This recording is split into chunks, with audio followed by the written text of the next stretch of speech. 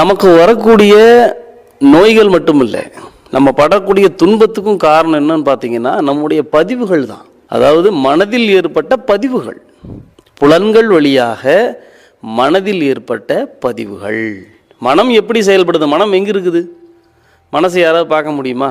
யாரும் பார்க்க முடியாது. ஆனால் ஐம்புலன்களை பார்க்கலாம், மெய் வாய் கண் மூக்கு காதுன்ட்டு. இந்த ஐம்புலன்கள் வழியாக ஓடக்கூடிய மனது என்ன பண்ணுதுன்னா அதில் எல்லா விஷயத்தையுமே அதை பதிவு பண்ணி வச்சுக்குது மூளையில். அப்போ அதுக்கு தகுந்த மாதிரி வாழ்க்கையை கொண்டு போகுது.